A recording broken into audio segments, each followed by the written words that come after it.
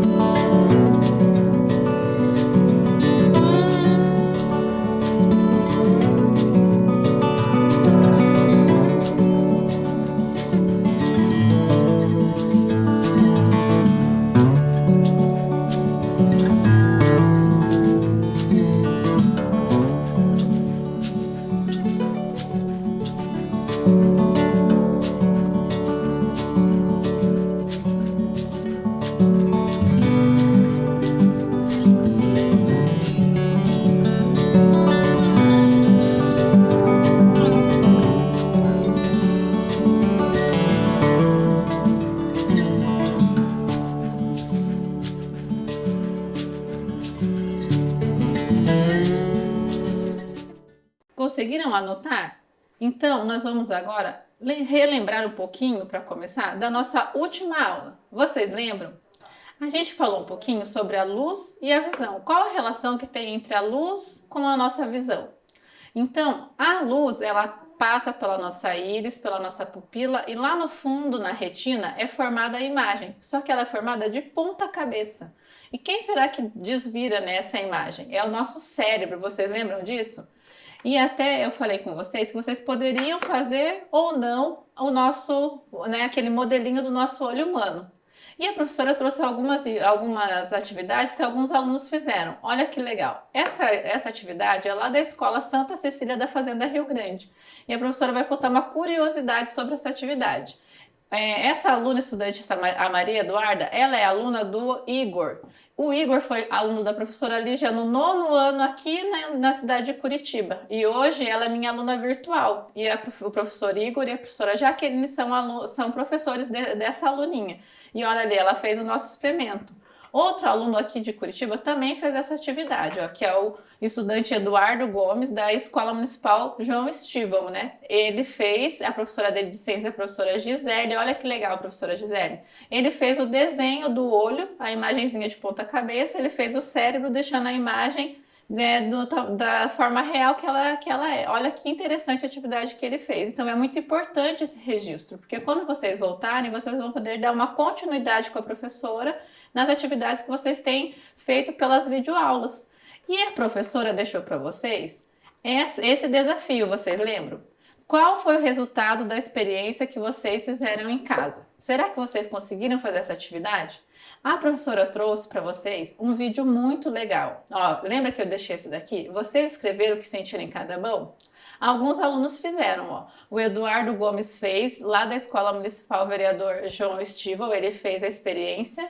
E o estudante Lucas, lá Escola Ulisses Falcão Vieira, ele fez um vídeo que eu vou passar para vocês, muito interessante. Foi muito legal a reação dele de surpresa com o que aconteceu na experiência. Agora eu vou fazer a experiência aqui e vou explicar para vocês o que acontece. Mas vocês vão, enquanto eu preparo o material, vocês vão ver o vídeo do estudante Lucas, combinado? Tá tudo arrasado.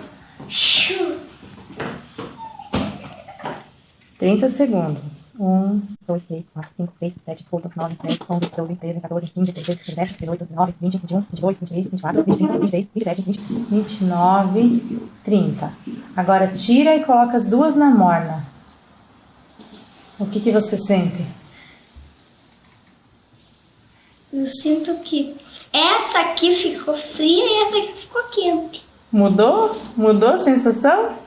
A mão que estava no pote com água quente ficou fria. E a mão que estava no pote com água fria ficou Quente.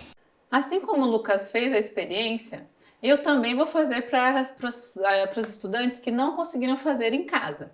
Eu vou deixar aqui nessa tela o que vai acontecer para a gente aprender agora, mas eu vou fazer de volta aqui. Olha só, então uma mão a gente vai colocar na água fria, a outra mãozinha a gente vai colocar na água quente. A professora adiantou um pouquinho o vídeo do Lucas, porque tem que contar até 30 segundos. E aqui eu também não vou contar, mas depois vocês vão contar aí em casa quem ainda não fez. Quando nós colocamos a mão na água morna durante 10 segundos, o que vai acontecer? A mão que estava na água quente, ela vai parecer que ela está mais fria. E a mão que estava na água fria, ela vai parecer que está mais quente. Por que isso acontece? Porque as mãozinhas, elas vão tentar entrar em equilíbrio térmico, que a gente fala. Então, a mão que estava na água mais quente, ela vai começar a perder calor para esse ambiente aqui. E a mão que estava na água mais fria, ela vai começar a ganhar calor. Então, ela vai parecer que está mais quente. Foi isso que o Lucas observou. Ele até ficou espantado. Se você deixar a mão as duas mãozinhas durante um tempo nessa água, o que vai acontecer? Elas vão ficar com a mesma temperatura. Então, isso é o calor. E elas vão tentar entrar em equilíbrio térmico. Combinado? É isso que vai acontecer. Era essa a tarefa de casa que a professora tinha deixado para você. E para vocês. Então, agora a professora vai colocar um pouquinho na tela ali que tem a explicação, só para vocês observarem.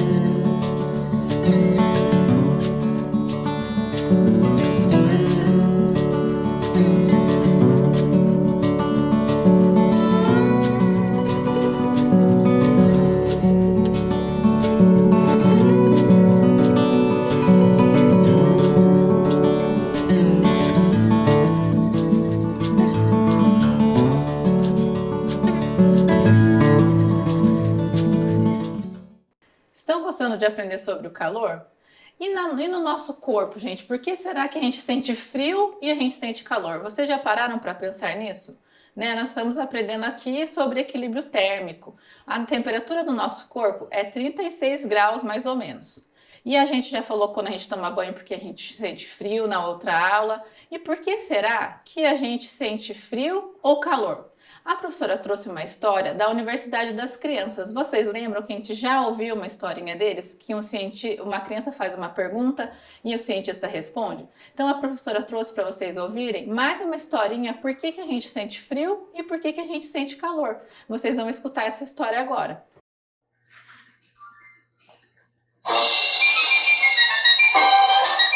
Universidade das Crianças. Quer participar? Então comece a perguntar. Oi, meu nome é Daiane, moro aqui na Serra do Cipó, tenho 11 anos e gostaria de saber de onde vem o frio e o calor.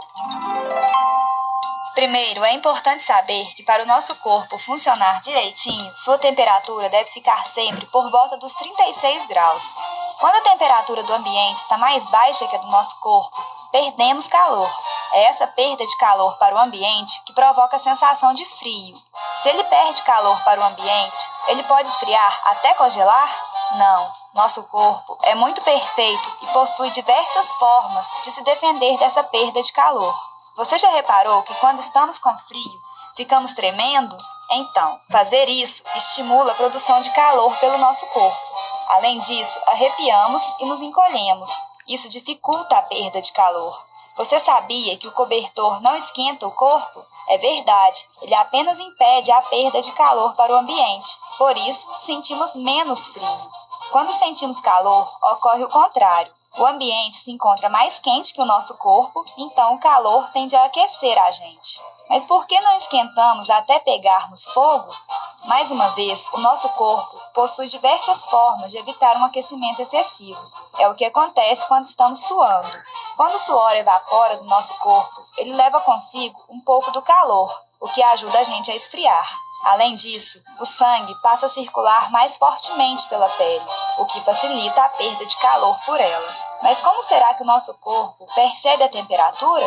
Acontece que lá no nosso cérebro tem uma região chamada hipotálamo. Isso mesmo, hipotálamo, que é sensível à temperatura. Quando o corpo esquenta muito, as células do hipotálamo, que se chamam neurônios, estimulam a produção de suor na nossa pele. E aí, nós transpiramos.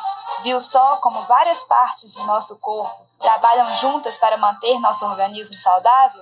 Eu sou Ana Luísa Reis, aluna de Medicina da UFMG, e quem respondeu essa pergunta foi Luiz Fernando Monte, também aluno de Medicina da UFMG. E o nosso endereço é unicriancas@icb.ufmg.br. Universidade das Crianças, uma produção do Instituto de Ciências Biológicas da UFMG. Que interessante, né, pessoal? Muito legal, né? Agora vamos pensar um pouquinho, ó. Por que sentimos frio então? Vocês viram que interessante? Nós sentimos frio porque o nosso corpo, ele tende a perder o calor para se equilibrar com a temperatura que está no ambiente. E como o nosso corpo faz para evitar essa perda de calor? Vocês ouviram na história? Quando a gente treme, isso é para evitar a perda de calor, a gente tinha falado um pouquinho sobre isso na outra aula. Quando a gente se arrepia, os pelinhos ficam, né, arrepiados, também é para evitar a perda de calor do nosso corpo. Então, existem várias formas que o nosso corpo faz para evitar essa perda de calor para o ambiente, porque a tendência sempre é que você tente igualar a temperatura do nosso corpo com a do ambiente. Vocês pensaram na parte mais interessante, que o cobertor ele não esquenta? Na verdade, ele impede que a gente perca calor, né, essa perda de calor para o ambiente. Então, muitas vezes a gente coloca um monte de coberta para se aquecer. E, na verdade, nós não estamos nos aquecendo, nós estamos evitando que a gente perca esse calor para o ambiente. Então, quando a gente está com uma blusa, por que a lã é boa? Porque a lã evita que a gente perca calor para o ambiente. Então, dependendo da blusa que a gente está usando, a gente vai ter menos perda de calor para o ambiente. Agora, nós vamos falar sobre outra coisa muito importante. E será que existem fontes de calor? Existem muitas fontes de calor. Quem já não ficou sentadinho no sol e sentiu seu corpo aquecer? E existem fontes de calor que são naturais e outras que são artificiais. Vocês já pararam para pensar nisso? A professora trouxe algumas imagens para vocês verem. Olha, a gente tem o sol, temos o fogão, o fogo, aquecedores, os vulcões. Se a gente pensar na nossa casa, nós vamos ter a resistência do chuveiro. Na minha casa, por exemplo, tem aquários. Para os peixinhos não ficarem não mudar a temperatura e eles morrerem, o que a gente coloca? Um aquecedor dentro do aquário. Aqui, ó, a professora vai mostrar para vocês que essas fontes elas podem ser naturais ou artificiais, ó. Naturais, a gente tem o calor, a lava do vulcão, o fogo, entre outros que a gente pode pensar. Fontes artificiais, nós temos aquecedores, o fogão, a resistência do chuveiro, para deixar o chuveiro quentinho para a gente tomar banho. Então, essas são fontes de calor. Então, agora a professora vai propor uma atividade para vocês, que vocês observem aí na sua casa. Vocês vão buscar identificar nela fontes naturais e artificiais de calor. Por exemplo, o micro-ondas. O micro-ondas também produz calor para a gente esquentar o alimento. Será que é natural ou será que é artificial? E vocês vão desenhar essas fontes no seu caderninho e vão identificar fontes naturais e fontes artificiais de calor. Para isso, eu vou dar alguns minutos para vocês. Essa é uma das nossas atividades.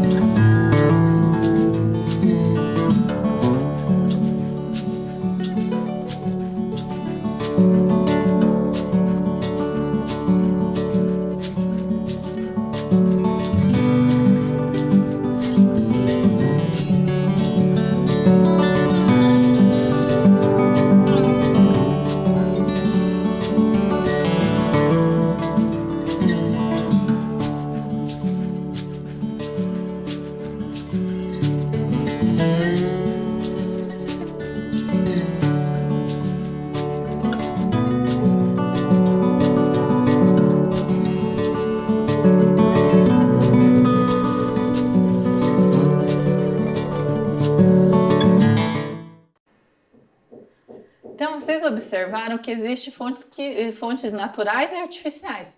Agora, para essa nova etapa, para a etapa que a gente vai dar aula agora, nós vamos pensar nos condutores de calor. Para a gente saber quem conduz bem ou mal o calor, nós temos que pensar nas propriedades que os materiais têm. Nas propriedades que eles têm que nós já trabalhamos lá no comecinho das nossas aulas de ciências.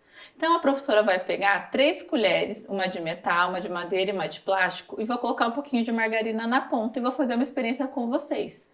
E dependendo da propriedade que o material tem, ele vai conduzir bem ou vai conduzir mal o calor. Só que essa experiência vocês não vão fazer em casa, nem com a mamãe, nem com o papai, nem com o adulto, com ninguém. Vocês só vão observar essa experiência aqui na aula de ciências.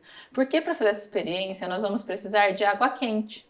E vocês não podem fazer em casa, nem com a presença de um adulto. Vocês vão observar como a professora vai fazer aqui e vamos observar o que acontece. Daí nós vamos responder as nossas dúvidas aqui mesmo juntos. Combinado? Mas é muito importante que a gente sempre lembre o que a gente já aprendeu em ciências e nas outras disciplinas também, que a gente não esqueça, porque a propriedade do material que a margarina vai derreter vai ser muito importante para que isso aconteça. Então, quando a gente aprende, lembra que a gente aprendeu a origem dos materiais, nós já trabalhamos do que esses materiais são feitos, trabalhamos com os nossos sentidos, como a gente sente esses materiais. Isso é muito importante, que a gente nunca esqueça o que nós já estamos trabalhando, que agora nós vamos aprender mais uma característica dos materiais, se ele conduz bem ou não conduz bem o calor. Tudo bem? Então a professora vai preparar aqui essa experiência, mas essa vocês só vão observar junto comigo. Nós não vamos fazer em casa. Então, pessoal, a experiência vai funcionar assim, lembrando que ninguém vai fazer em casa. Nós vamos pegar um objeto de plástico, um de madeira e um de metal. Vamos colocar um pouquinho de margarina na ponta do de metal. Do de madeira, a professora vai colocar um pouquinho mais para baixo para ficar quase na mesma altura. E do de plástico. E por que vocês não vão fazer? Porque para fazer esse daqui, a gente precisa deixar a água muito quente. E vocês não vão mexer com água quente em casa, então vocês vão só observar. Nós vamos colocar aqui dentro para ver qual vai conduzir o melhor o calor dessa água que está aqui, que a professora já aqueceu. Então nós vamos ficar observando a margarina aqui, de qual desses 3 corpos aqui, de qual desses 3 objetos, aliás, a margarina vai escorrer primeiro. Qual a margarina escorrer primeiro vai significar que é o que conduz melhor o calor. Então, pessoal, a gente vai conseguir observar que no metal ela está começando a derreter. Podem observar aqui, ó. Então, o metal é o melhor condutor de calor. Na madeira, ó, não derreteu ainda. E no plástico também não. Por causa da propriedade que a madeira e o plástico têm, não permitem que ela derreta. Então, eles não são bons condutores de calor. Já o metal, ó, começou a derreter. Daqui a pouco vocês vão observar que ela vai derreter todinha aqui, ó. Tá bem molinha e vai derreter totalmente a margarina. Vai escorrer aqui, porque o metal é um bom condutor de calor. Então, é mais uma propriedade dos materiais que a gente já aprendeu. Lembra quando a gente aprendeu sobre as propriedades dos materiais, se era a dureza, a flexibilidade, a gente aprendeu sobre isso? Então, vocês aprenderam mais uma característica dos materiais hoje. Quem conduz bem ou quem não conduz bem o calor. Olha só, derreteu totalmente a margarina, ó. Está escorrendo para a água. Olha só. Só que como a gente utiliza água quente, a professora vai retomar. Ninguém vai fazer essa experiência em casa. Eu vou mostrar para vocês agora algumas fotos aqui, olha, que a professora já tinha feito essa experiência lá na minha casa, ó. Eu já tinha feito a experiência na minha casa para vocês. E nós vamos pensar aqui agora, ó, sobre essas questões. Em qual colher a margarina derreteu primeiro? Derreteu primeiro, olha só, no metal. Olha que legal. Derreteu bem derretidinho, olha ali, ó, escorreu totalmente. Dentre os materiais, quais nós podemos afirmar que são bons condutores de calor? Então, o metal é um bom condutor de calor. E quais demonstraram ser maus condutores de calor? Então, quem não conduziu bem o calor, olha só, a margarina não derreteu nada, nem no plástico, olha só, se vocês observarem aqui, ela não derreteu nada, ó, nem no plástico, tá inteirinha aqui, ó, e nem na madeira, nem saiu do lugar ainda, ó, tá do mesmo jeito que a professora colocou. Então, esses 2 materiais não são bons condutores de calor. E no metal, olha só, ela derreteu totalmente. Aqui a professora está pegando nesse garfinho, ele está até quentinho, porque ele é um bom condutor de calor. Combinado? Mas essa experiência é somente para observação, não é para a gente fazer em casa. É só para a gente ver quem é mau e quem é bom condutor de calor. E se eu fizer a pergunta ao contrário? E quem é um bom isolante térmico? Quem será que vai isolar bem o calor? Vocês sabem responder isso para a prof? Então nós vamos fazer agora um desafio. Essa sim vocês vão poder fazer em casa. Então nós vamos fazer o quê? Nós vamos pegar várias pedrinhas de gelo, eu vou fazer aqui, vocês vão observar, e essa vocês vão poder fazer em casa, porque essa não oferece risco. E vocês vão se surpreender, porque eu já fiz essa pergunta para várias pessoas e várias erraram. E vocês vão enrolar várias pedrinhas de gelo no papel toalha, no jornal, no papel alumínio, no paninho, num pedacinho de lã, pode ser uma blusa pequena ou até um cachecol, num saquinho de plástico, e vão pegar essas pedrinhas de gelo e vão enrolar. E depois a gente vai fazer o quê? A professora já volta aqui nos materiais. Envolver essas pedrinhas de gelo nesses materiais e vão anotar o que vai acontecer no seu caderno. E vocês vão se surpreender com o que vai acontecer. Vocês vão esperar durante 5 minutos, mais ou menos, e vão observar quem vai derreter no primeiro. E a partir dessas experiências, vocês vão descobrir quem isola melhor o calor, qual pedrinha de gelo vai derreter por último. Vamos fazer essa experiência? Então a professora vai pegar os materiais para a gente fazer agora.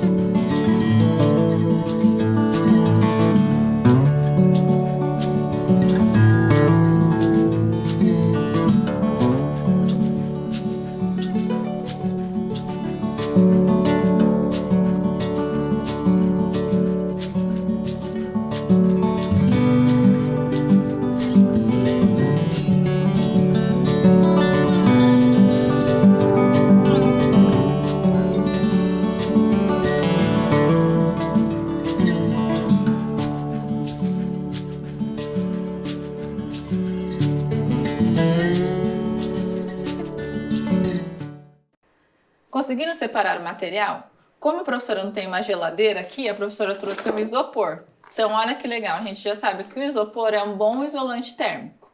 Então, nós vamos fazer a experiência assim, ó. Vamos pegar nossas pedrinhas de gelo. Deixa a professora abrir minha caixinha aqui. Ó, cheia de pedrinhas de gelo. E daí a professora pegou um pedacinho de papel alumínio, papel toalha. Quem não tiver papel toalha, a gente pode usar papel higiênico limpo, também serve no lugar.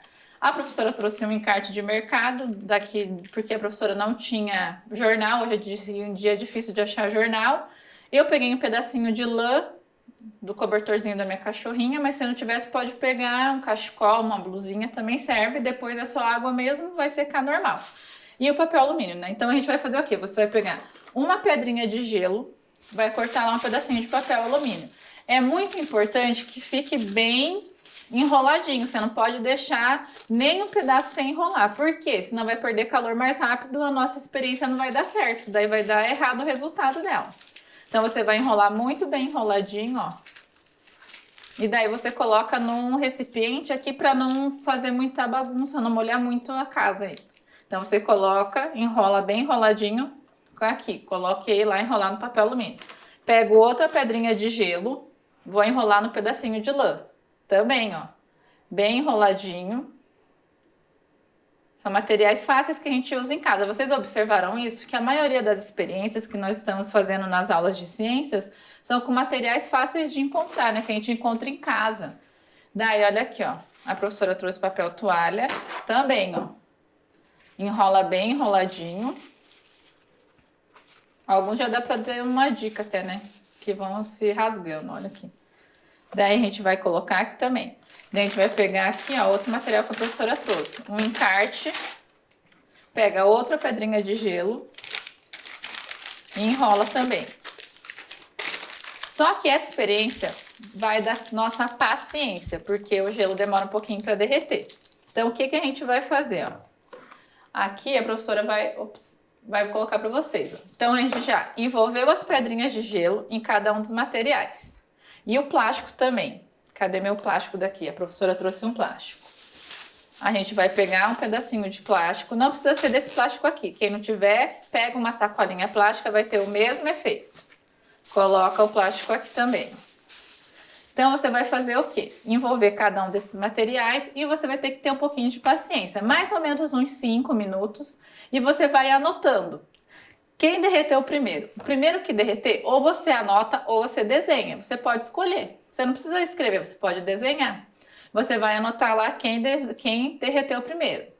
Depois você vai anotar quem derreteu por segundo e assim na sequência. Assim a gente vai descobrir qual desses materiais é o melhor isolante térmico, combinado? Então essa é a nossa experiência, esse é o nosso desafio que eu vou deixar aí para vocês fazerem na casa de vocês. Ó, a professora até fez na minha casa aqui, olha como ficou o meu. E aqui nós temos aqui para vocês darem uma observadinha. Vamos fazer?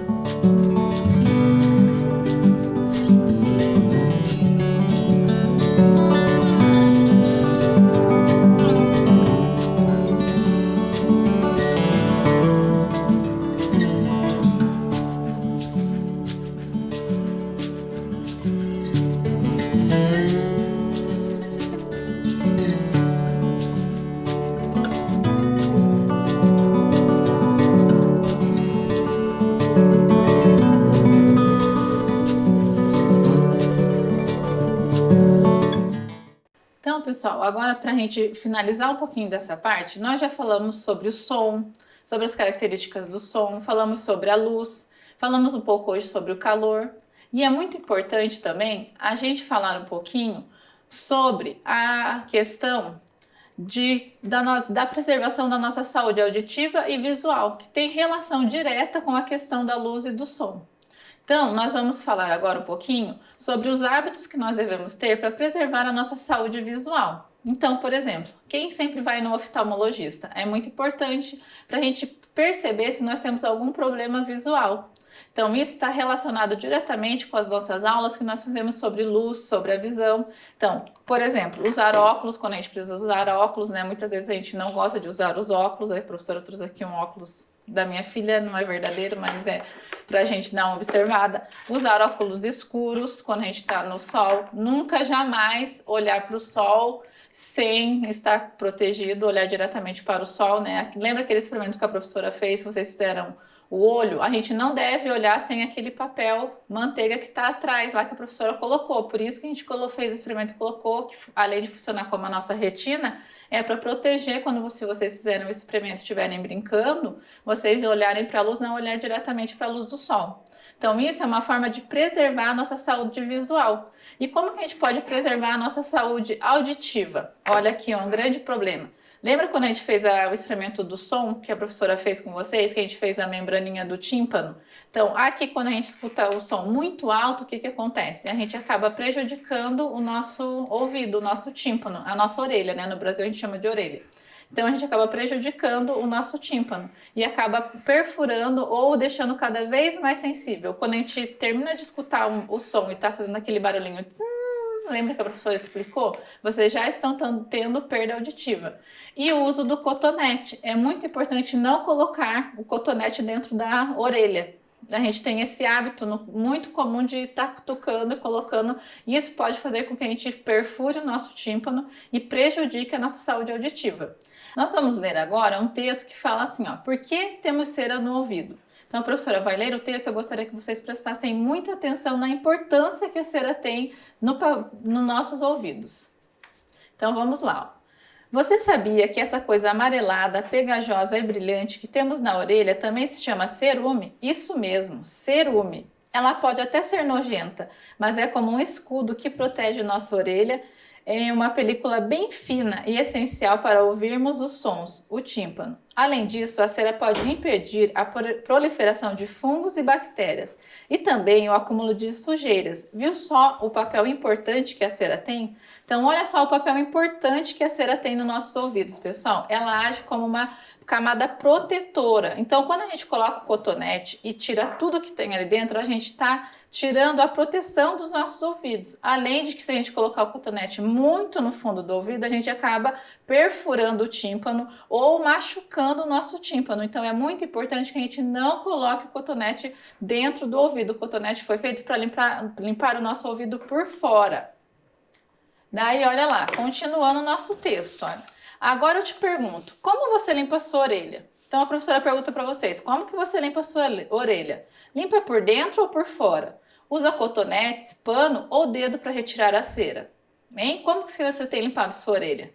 Os especialistas em ouvidos, vocês já ouviram falar como se chama especialista em ouvido? Os otorrinolaringologistas? Ufa, nossa que palavra grande, né, pessoal? Não recomendo retirarmos totalmente a cera lá de dentro. Não se preocupe, pois a cera costuma cair para fora da orelha sozinha. Então a gente não precisa retirar a cera do nosso ouvido. Ela cai sozinha. Além disso, cutucar a parte de dentro pode ferir o tímpano e impedir que o excesso de cera seja eliminado naturalmente. Então, se a gente ficar cutucando, colocando alguma coisa dentro da nossa orelha, a gente pode acabar prejudicando que a cera caia sozinha. Mas olha só, se a cera estiver incomodando, conte a um adulto. Então, se você tiver com algum probleminha no ouvido incomodando, você deve contar a um adulto e não colocar nada dentro da sua orelha. Ah, vou te contar uma curiosidade. No Brasil, usa-se orelha em vez de ouvido para falarmos de todo o órgão da audição, ou seja, tanto da parte externa, que conseguimos ver, como da parte de dentro. Essa pergunta, pessoal, foi respondida por Amanda Martins e ilustrada por Eriene Barbosa. Esse também é retirado lá da Universidade das Crianças, que as crianças mandam as perguntas. A professora vai deixar para vocês aqui, ó, uma atividadezinha de casa para você desenhar no seu caderno que hábitos que nós devemos ter para manter a saúde tanto dos nossos olhos como das nossas orelhas. Tá ok, pessoal? Então, façam a atividade. Um beijão, até a próxima aula de ciências, com mais experiências, mais novidades. Eu espero vocês, fiquem em casa e tenham uma ótima semana.